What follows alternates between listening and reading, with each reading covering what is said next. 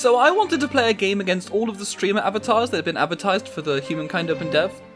Unfortunately, I wasn't able to acquire all of them before the end of the test, but 5 of them ought to do. This is my third and final run in the OpenDev, so it's time to try out the game's hardest difficulty and see if we can take on these streamers. The devs cheekily seem to imply this game is going to be harder than one of their, main competitors, so I'm hoping for great things. The AI will presumably have some cheats and buffs to help them out, but we have the advantage of object permanence. This demo map is always identical, so I already know what the game world's going to look like, and we can use that to our advantage. Up until now, I haven't actually used any of the agrarian cultures, so the plan is to try out the Harappans and see if we can get an advantage out of their early population gain. This is where I want to set up shop. The region has 2 rivers for extra food, and it's very central, which is important, because I want to make a lot of outposts, and they cost more influence for each territory away from one of your cities they are. The best way for us to start bringing in a lot of influence is to exploit Mother Nature by claiming its natural wonders and marketing them to Stone Age tourists. Happily, I know of 2 wonders that spawn close by. It seems to me that the strongest part of this era of the game is that you can generate new units by gathering food, which you can then use to scout more and find even more food. So my plan is to split up my units and send them towards the areas I want to secure as fast as possible, while picking up all the anomalies on the way. Since each army has its own food stockpile, and combining 2 armies will add their food together, as long as they've got space, there is very little downside to splitting up our tribesmen like this, so we can scout as much as possible and grow our tribe much faster this way. The only thing to keep in mind is that until the military organisation tech, our armies can't reinforce each other, so we do have to combine our units together again to hunt bigger animals, or to defend ourselves against another player. Our tribesmen have secured the surrounding areas and grabbed all of the era stars, so it's time to enter the next era and found our capital on the Great Rock. The agrarian power generates more pop for each outpost attached to a city, so we're going to build outposts on these 2 natural wonders and add them to our city as fast as possible. I've met the Quill 18 AI.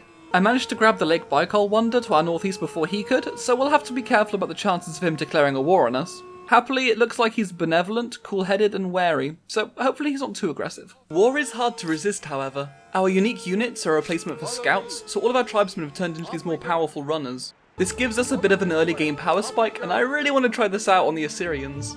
For some reason, morbid curiosity doesn't actually count as a valid reason for conquest, so we'll have to declare an unjust surprise war instead.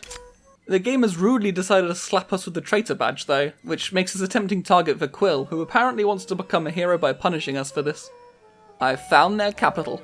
Let's see if we can overwhelm them despite their major defender's advantage. On the hardest difficulty, the AI seems to get a flat boost to all of their units' combat strengths. If they had anything nearby to defend besides their militia, this wouldn't really work. It's a pretty expensive fight, but the city's ours. Meanwhile, our food surplus has filled the agrarian power meter. As I've already attached 2 territories to the capital, we can use it to instantly gain 3 pop. The other option is to steal people from our neighbours, but currently that's not terribly useful. The Assyrians have offered to surrender. However, they only want to pay me a bunch of gold instead of becoming my vassal. Accepting is probably the best plan, given how many men I lost taking their city, but I want to see if it's possible to push them for more. This game has a really interesting mechanic where refusing a surrender gives your opponent a bunch more war support though, so it actually encourages players to surrender early to prevent invaders taking more from you later. One of the things that interests me most about the agrarian power is that the forced labour technology lets you make a ritual sacrifice of your pop in order to instantly finish buildings, and the power to instantly generate more people, synergizes quite well. The lower your pop, the higher your food surplus, so the faster you can recharge the power. This makes sacrificing people to build food production very tempting. Isabella's Hittites have declared war on us. Most of my men are still fighting in the south, so this is a little inconvenient. Thankfully, I've been able to expand the city to the point where we have enough industry to quickly produce a strong army to meet this treachery. I can also spend some of our large influence income on befriending some of the local independent tribes, which allows us to hire their mercenary armies. We've got a proper battle on our hands for once. I can position spearmen in these 2 choke points to completely block the Hittites' path to the east, which lets our archers rain death upon them across the lake. It's important that I kill off their ranged units as fast as possible to get the most use out of this advantage.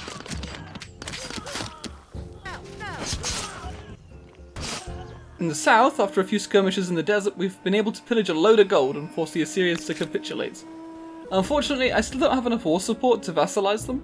This kind of shows how useful surrendering earlier in a war can be, since I would be able to vassalize them if they hadn't. I am able to take some land and a boatload of gold off them though. After a couple more quick battles and threatening to burn down some outposts, Isabella is also ready to surrender both her people's sovereignty and some land. I've seen some people saying that it's too easy to vassalize other empires, but I'm not sure that's actually true.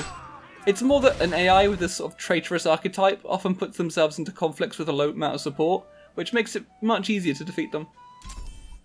Our wars have been going so well, it's clearly time to start another. This time I've got my eyes on this independent tribe. I've hired some of their mercenaries already, but they don't seem to have a problem with helping me conquer their own people. Their only loyalty is to the coin. With all this new land under my control, the agrarian power now instantly adds a total of 7 population to my cities. Of the various cultural affinities in the game, this one feels the most fun, and using it to buy out high-value buildings lets us reach pretty high numbers reasonably quickly. I'm enjoying it so much, I'm going to ascend to the classical era with the same culture so we can make the most use out of our massive food production and keep using the power. Will rudely stole the Celts, so we can't use the actual classical agrarians, unfortunately. We've met Lamardia's AI. She's loyal, careful, and committed. Although we've met because she conquered one of the Assyrian cities, so not terribly peaceful. My scout ship has also located Burke Black. His AI is aggressive, military-focused, and has a maritime bias, clearly leaning into the whole pirate theme. Hoping that he'll honour a non-aggression agreement may be a little optimistic. But now there shall be a period of great peace for our people. It's time to keep expanding and building up our cities as much as possible.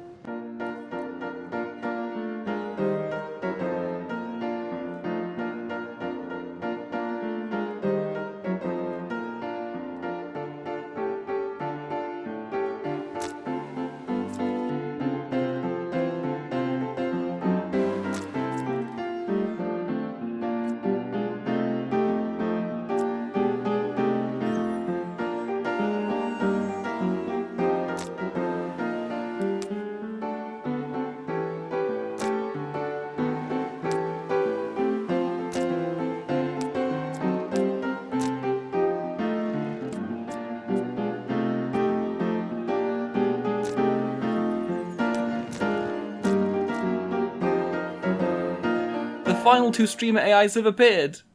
Marbaz's AI is risk-taking, adaptive, introverted, and wary.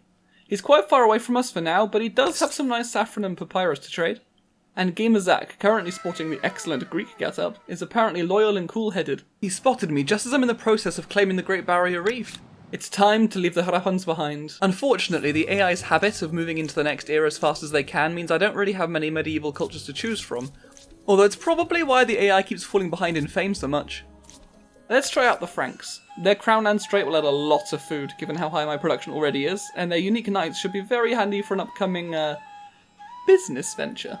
It's time to keep expanding south by liberating some of Lamardia's lands. The decision has been taken, and your fate hangs in the balance. I've laid siege to one of their major cities, and thanks to Humankind's reinforcement system, more and more troops keep joining the fight. This is shaping up to possibly be my largest battle in the OpenDev. There's this interesting ability to clear forests with an army in order to, quickly create siege weapons for a battle, although I think the army has to be in the territory of the siege while being outside the actual battle area, which is a little bit clunky.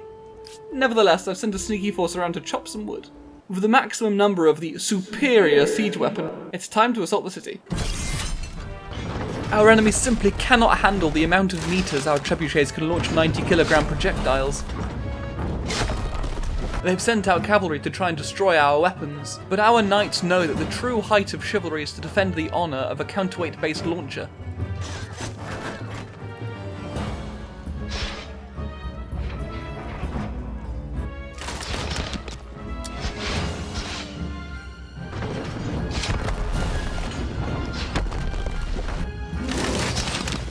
Their veteran reinforcements are making a final push to try and defend the city, but they have no chance against our superior technology.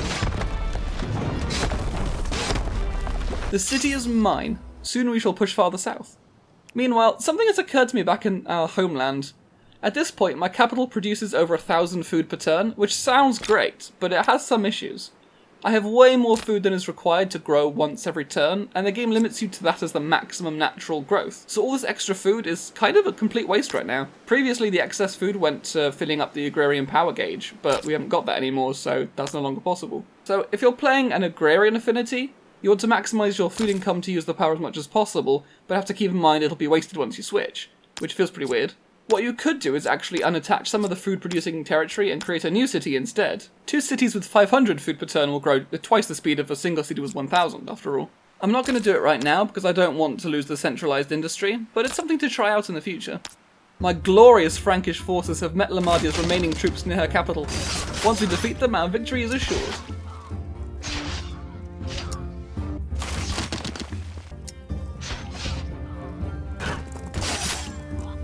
The unique knights did a lot of work, but the other fact about the Franks is they are, allegedly, quite cultural.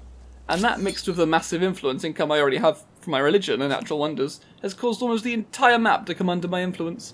With their mission completed, it's time we progress away from the Franks up to the last era in the test build of the game. I really want to try out the Mughals, but the science affinity cultures are actually allowed to research technology from the era ahead of them. So in the open dev, it's the only way to try out stuff from the industrial era, and since this is my last run, let's give that a go and see what we can find.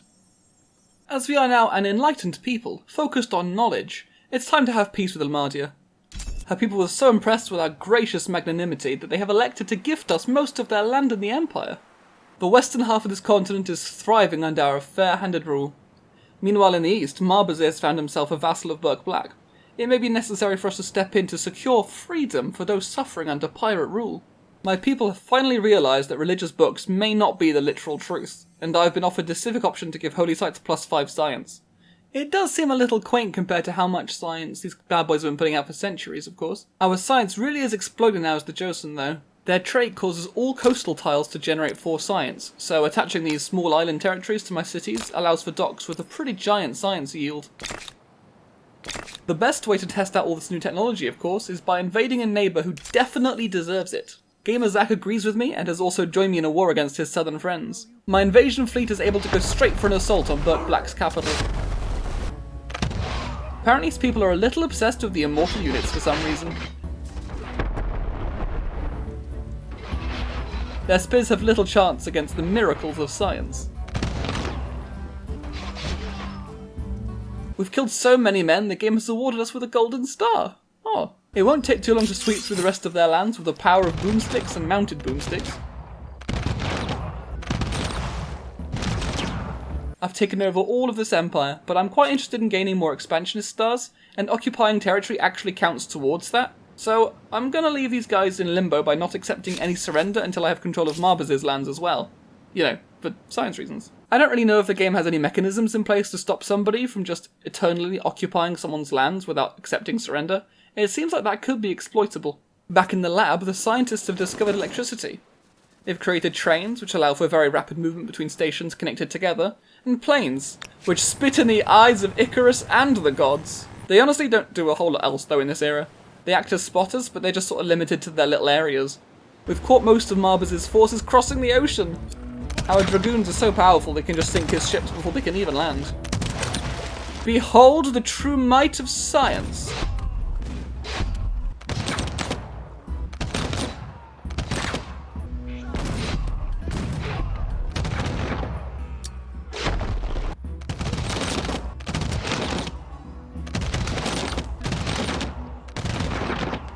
I'm not really sure why my friends accuse me of being a warmonger, but I suspect it's because they have an irrational dislike of facts and logic.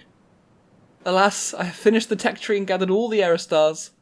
There are no more worlds left for us to conquer. It is time to claim victory. The final score puts the Avatar AIs for Quill and Burke Black at 2nd and 3rd. Interestingly, their fame scores still aren't much higher than the standard difficulty, but they were a little more competent in war at least. I'm hoping that when the game's released, Amplitude will have found a way to make the AI more challenging without having to rely too much on cheats or buffs. Perhaps then, we can have a rematch against these avatars to see what they can really do.